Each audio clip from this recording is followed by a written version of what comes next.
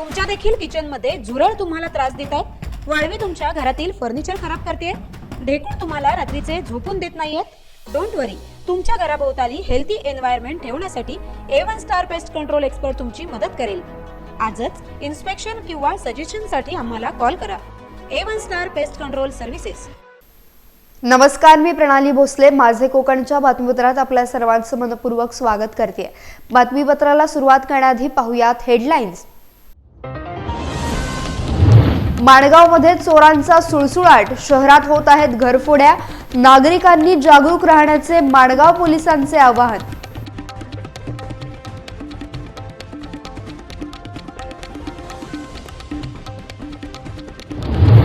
समुद्रकिनारी शिवीगाळ केल्याबद्दल जाब विचारल्याने मारहाणीत एकाचा मृत्यू तर 2 जण जखमी।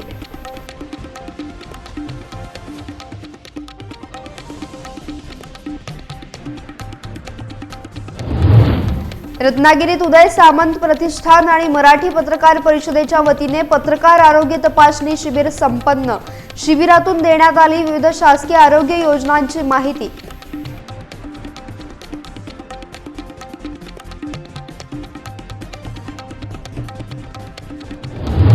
आणि रायगड जिल्हा रुग्णालय येथे अद्ययावत डायलिसिस सेंटर, अपघात विभागाचा लोकार्पण सोहळा संपन्न। डायलिसिसच्या रुग्णांना, अपघातग्रस्तांना होणार मोठा फायदा।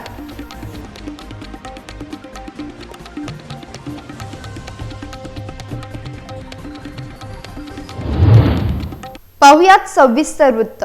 रायगड जिल्ह्यातील महाड तालुक्यात चोरी आणि दरोड्यांचं सत्र सुरू असताना माणगाव तालुक्यात चॉकलेट कॅडबरी ते थेट सोने चांदी चोरांनी पुन्हा एकदा डोकं वर काढलंय। यामध्ये माणगाव शहरातील दिघी पुणे हायवेवर असलेल्या अमित कॉम्प्लेक्स वसाहतीत चोरट्यांनी पुन्हा डोकं वर काढत सुमारे 5 लाखाचा मुद्देमाल लंपास केल्याची प्राथमिक माहिती समोर आली आहे। या घटनेत अमित कॉम्प्लेक्स मधील सुमारे 3 फ्लॅट आणि 1 बंगलो या चोरट्यांनी फोडलाय। यामध्ये अमित कॉम्प्लेक्सच्या बी विंग मधील रहिवासी ज्योती शंकर यांच्या घरातील 3 लाख किमतीचे सोने चांदीचे दागिने, 80,000 रुपये रोख रक्कम चोरीला गेली असून अमित कॉम्प्लेक्स मध्ये झालेल्या चोरीत चोरट्यांनी लाखोंचा ऐवज लंपास केलाय। या चोरीच्या घटनेचे अनेक सीसीटीव्ही फुटेज आणि व्हिडिओ समोर आले आहेत। या चोरीचा अधिक तपास पोलीस करतायत। नागरिकांनी सजग आणि जागरूक राहण्याचं आवाहन पोलीस प्रशासनाकडून करण्यात आलंय। मात्र वारंवार होणाऱ्या चोऱ्यांवर आणि चोरट्यांवर आळा बसत नसेल तर माणगाव तालुक्यातील सुरक्षा यंत्रणेतील वरिष्ठ अधिकाऱ्यांची बदली होणे आवश्यक आहे आणि तशी मागणी देखील महाराष्ट्र शासनाकडे केली जाणार असल्याची माहिती माणगावमधील नागरिकांनी दिली आहे।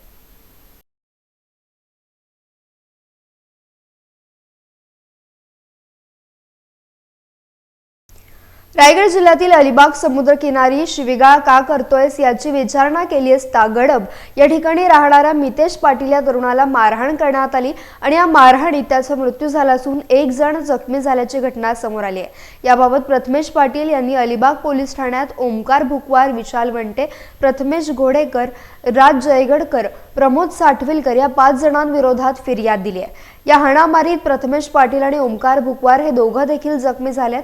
दरम्यान मितेश पाटील याचा उपचारादरम्यान मृत्यू झालाय। अलिबाग पोलीस ठाण्याचे पोलीस निरीक्षक किशोर साळे यांच्या तत्परता दाखवीत पथकानं आरोपींना तासाभरात ताब्यात घेतलं असून घटनेचा पुढील तपास अलिबाग पोलीस करत आहेत।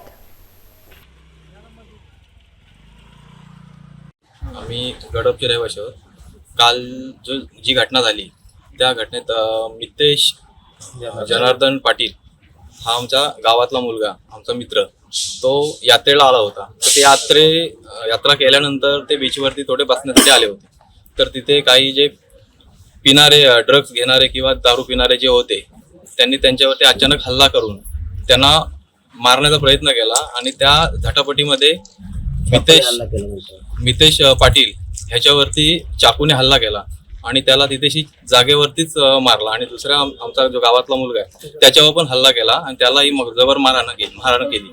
तर त्याच्यावर त्या जे 4 गुन्हेगार 5 गुन्हेगार आहेत त्यांच्यावरती कठोर कारवाई व्हावी हे आमच्या गडब गावाची मागणी आहे। मराठी पत्रकार परिषदेच्या वर्धापन दिनानिमित्त उदय सामंत प्रतिष्ठान आणि मराठी पत्रकार परिषदेच्या वतीने रत्नागिरी जिल्हा रुग्णालय येथे मंगळवारी पत्रकारांसाठी आरोग्य शिबिराचं आयोजन करण्यात आलं होतं। या शिबिराला पत्रकारांचा उत्स्फूर्त प्रतिसाद लाभला। लोकशाहीचा चौथा स्तंभ असलेल्या पत्रकारांचं आरोग्य व्यस्त जीवनशैलीमुळे बिघडत चाललंय। कामाचा ताण, विश्रांतीचा अभाव यामुळे आरोग्याच्या अनेक तक्रारींना पत्रकारांना सामोरे जावे लागत आहे। या बाबींचा विचार करून मराठी पत्रकार परिषदेच्या वर्धापन दिनाचे औचित्य साधून उदय सामंत प्रतिष्ठान आणि मराठी पत्रकार परिषदेच्या वतीने जिल्हा रुग्णालय रत्नागिरी येथे पत्रकारांसाठी आरोग्य शिबिराचं आयोजन करण्यात आलं होतं। या शिबिराला रत्नागिरी शहर परिसरातील प्रिंट आणि इलेक्ट्रॉनिक माध्यमाच्या पत्रकारांचा मोठ्या संख्येने प्रतिसाद लाभला। या शिबिराला जिल्हा माहिती अधिकारी प्रशांत सातपुते यांची विशेष उपस्थिती लाभली। पत्रकार आरोग्य तपासणी शिबिराला वैद्यकीय महाविद्यालयाचे प्रभारी doctor Rama Bhosale, CS Bhaskar Jagtap, doctor Vikas Kumble, doctor Vinod Sangvikar, doctor Manohar Kadam, doctor Yogendra Pawar, doctor Krunal Bhoir आणि इतर कर्मचाऱ्यांचे विशेष सहकार्य लाभले। हे शिबिर यशस्वी करण्यासाठी उदय सामंत प्रतिष्ठानचे महेश सामंत, सागर भिंगारडे तसेच मराठी पत्रकार परिषदेच्या सर्व सदस्यांनी प्रयत्न केलेत।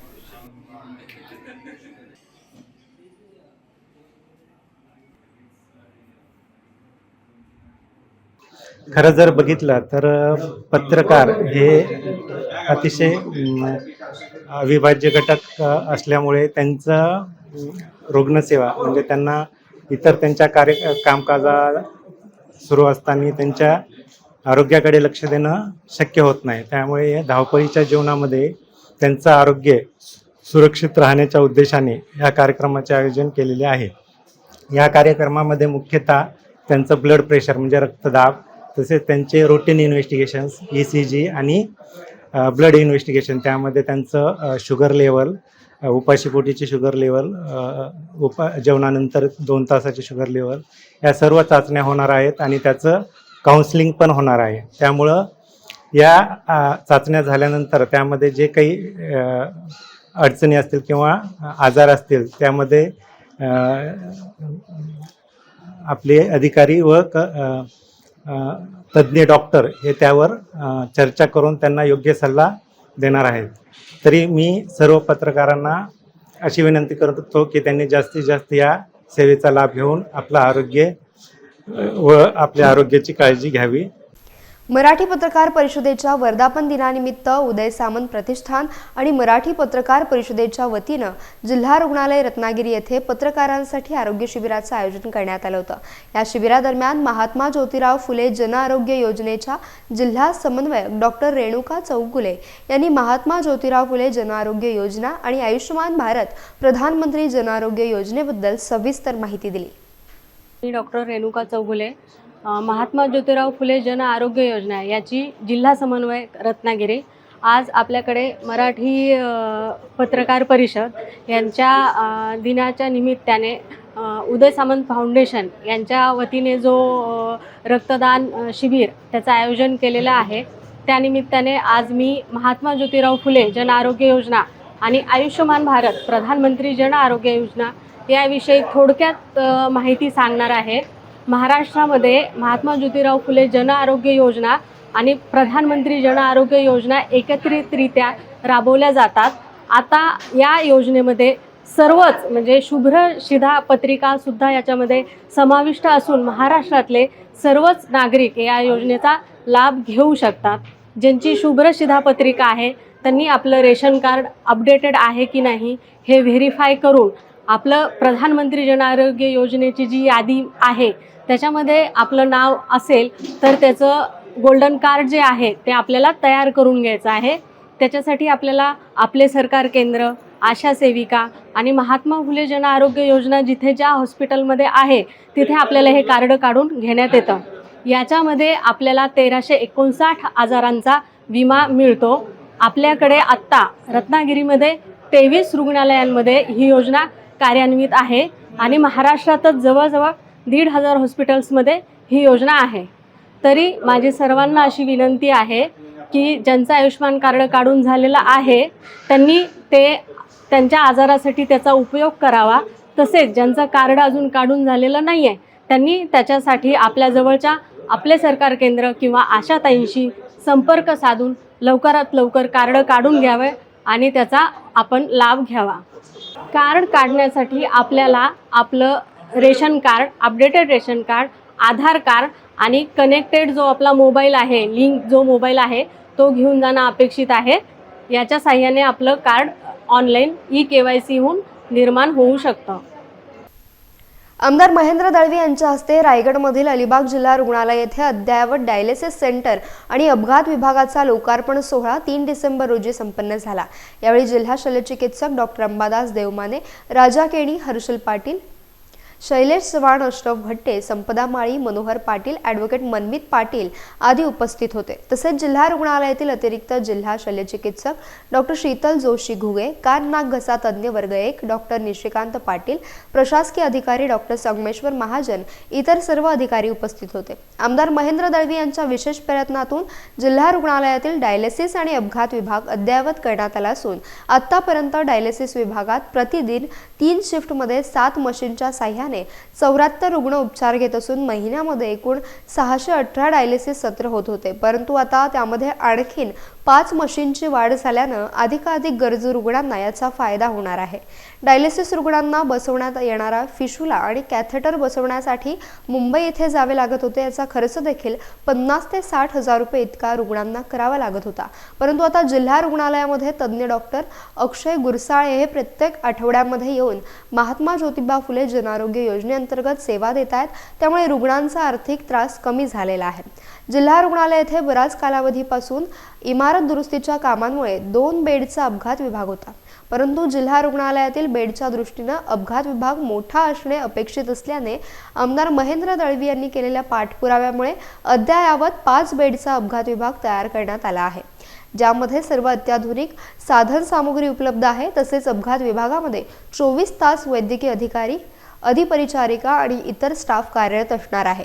या लोकार्पण सोहळ्याप्रसंगी जागतिक दिव्यांग दिनाचे औचित्य साधून आमदार महेंद्र दळवी यांच्या हस्ते श्याम नंदी, ऋषेश म्हात्रे, श्रीमती गीता म्हात्रे या दिव्यांग व्यक्तींना दिव्यांग प्रमाणपत्र आणि दिव्यांग साहित्यांचे वितरण करण्यात आले.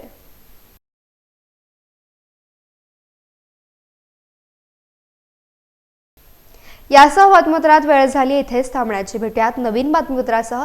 तोपर्यंत तुम्ही कुठेही जाऊ नका. पाहत रहा फक्त माझे कोकण.